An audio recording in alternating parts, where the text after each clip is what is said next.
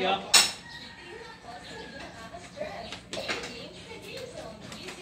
yung mga brace, dami oh.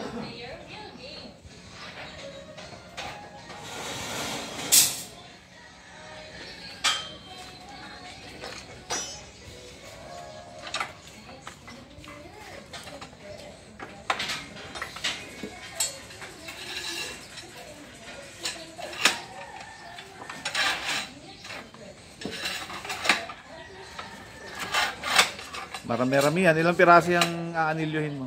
240 po. Na piraso? Kasama na yung biga doon. Yung sobra. Yung sobra biga. Paras lang naman ako ng anilyo eh. Yung taas ba niyan? Gaano kataas daw yan? 290 daw po yung finish ko eh. 290? Sa taas? Etong sa baba? Hindi ko lang alam to. Baka 3 meters to. Oh, mataas to eh. Standard Hindi, mataas sa standard to. Oo, hinay ceiling to eh. Para hindi maabot ng baha dun sa ano kung sakali mag ano. Kaya pinahay ceiling namin. Hindi ko alam po ang gano'n sukat ito. 290 yan lahat eh. Pati ito ilalim? Oo. Hindi, mas mataas to. Kasi 190 tayo plus 1 meter yung 290. So 290 parehas to 290 finish. 290? Kaya ito rin siya, oh. Oo nga pala, 190 nga po natin ang huli. No?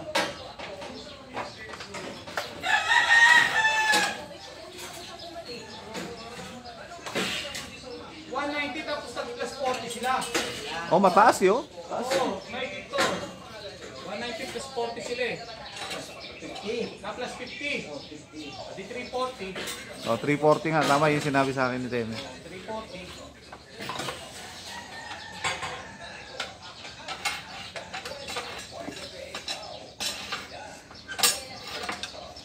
Pwede na bang tayuan ng ano doon? Ng scaffolding sa taas? Pwede na?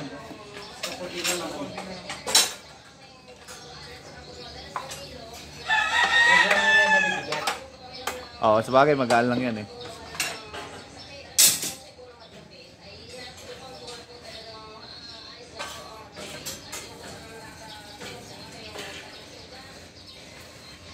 Tama ito magsulog. Nagsulong na ako. Sabi ko, tulungan ko eh. Nagsulong. Sabi niya kasi akit ka daw yung ano eh. Kailan mo ayaw mo nagkatulong. Hindi, gusto nyo lang nahihirapan eh. Exercise ba?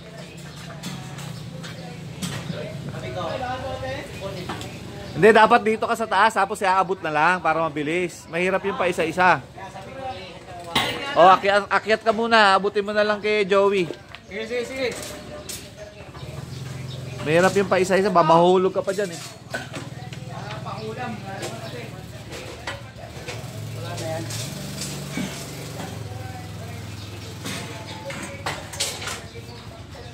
Akit ka na, oy! Akyat ka na muna. Abutin mo tong iano ni Joey. Ang pangalan mo? Ha? Joren. Mahirap bigkasin yung pangalan mo. Joren. Parang kakaiba. Parang Joey na yan, ah.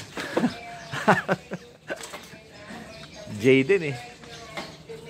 Joren. Parang Soren ah. Artista. Soren Legaspi. Ano naman? Joren. Yan. Ganyan dapat. Ganyan dapat, uy. Yan. Sige. Tapos, hanap ako ng cross brace. Diyan ka lang. Ano? Hirap?